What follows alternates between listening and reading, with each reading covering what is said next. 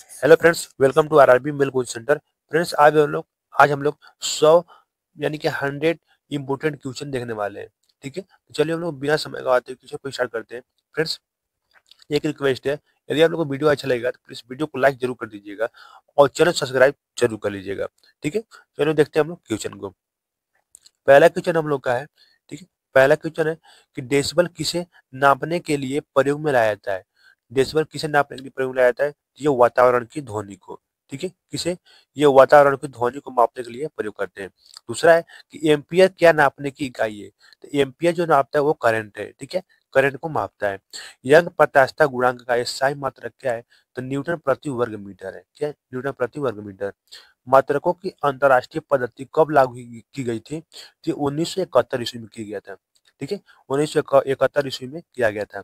खाद्य ऊर्जा को हम किस इकाई में माप सकते हैं? तो ये कैलोरी में माप सकते हैं। ठीक है, विद्युत मात्रा की इकाई क्या है? तो सबको पता है कि एम्पियर है। ठीक है, एसआई पद्धति में लेंस की शक्ति की इकाई क्या है? तो वो डायोप्टर होता है। ठीक, कैंडेला मात्रक है, ये ज्योति तीव्रता का है।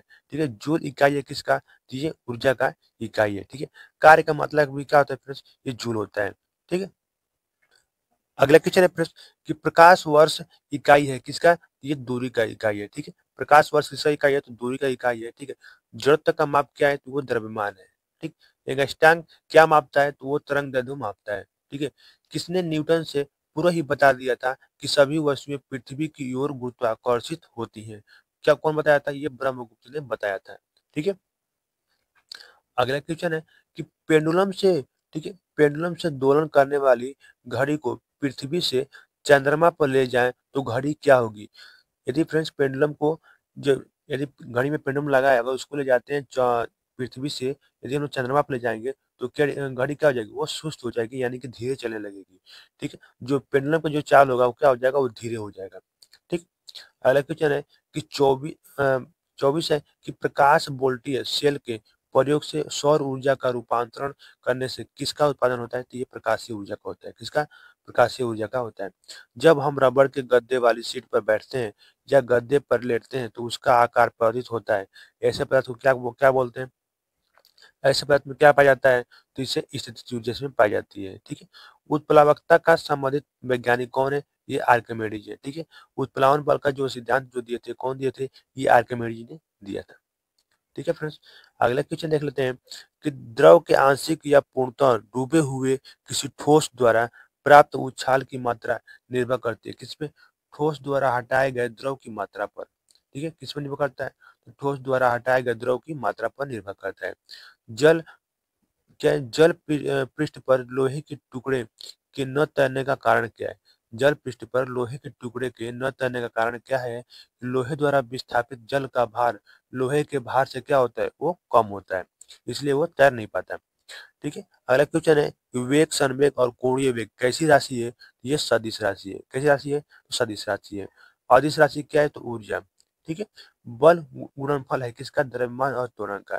ठीक है, यहाँ हम देख लेते हैं फ्रेंड्स, बल बराबर क्या होता है? तो यह बराबर होता है हम लोग का, बल को हम लोग यह से प्रदर्शित करते हैं। ठीक है, तो यह बराबर हम लोग का होता है यम इंटू, क्या होता है? यम इंटू ए हो जाता है। ठीक है, यम इंटू ए यानी कि द्रव्यमान गुणे त्वरण होता है। ठीक है, अगला क्वेश्चन है कि जब कोई व्यक्ति चंद्रमा पर उतरता है तो उसके शरीर में उपस्थित भार घट जाता है। ठीक है, जब कोई व्यक्ति चंद्रमा पर उतरता है तो उसके शरीर में उपस्थित क्या होता है?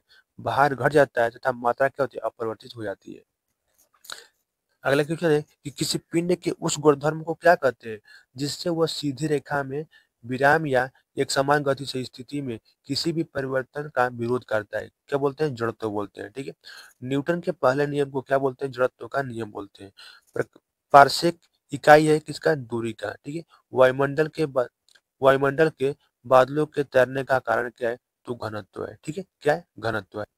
समुद्र में प्लावन करते आइस वर्ग का कितना भाग समुद्र की सतह से ऊपर रहता है? कौन सा कितना रहता है? तो 1/10वां भाग। ठीक है, जब कोई नाव नदी से ऊपर की ओर प्रवेश करती है तो थोड़ी सी ऊपर उठ जाती है। ठीक है, जब कोई नाव नदी से समुद्र में प्रवेश करती है तो क्या होगा? वो थोड़ा सा ऊपर उठ जाता है। पानी का घनत्व अधिकतम होता है कितना पे? तो 4 डिग्री सेल्सियस पे। कितना पे? 4 डिग्री सेल्सियस पे। वस्तु का मात्रा बदलने पर अपरिवर्तित रहेगा क्या? घनत्व। ठीक है। वस्तु की मात्रा यदि बदलने पर अपरिवर्तित रहेगा, क्या रहेगा? घनत्व रहेगा। ठीक है। तैराक को नदी के मुकाबले समुद्री पानी में तैरना आसान क्यों लगता है? क्योंकि समुद्री पानी का जो घनत्व होता है साधारण पानी से क्या होता है? ज्यादा होता है। ठीक है। अगला क्वेश्चन है फ्रेंड्स, यदि यदि पृथ्वी का द्रव्यमान वही रहे और त्रिज्या 1% कम हो जाए, तब पृथ्वी के तल पर जी का मान क्या होगा? तो 2% बढ़ जाएगा। ठीक है। जी का मान क्या होगा? 2% बढ़ जाएगा।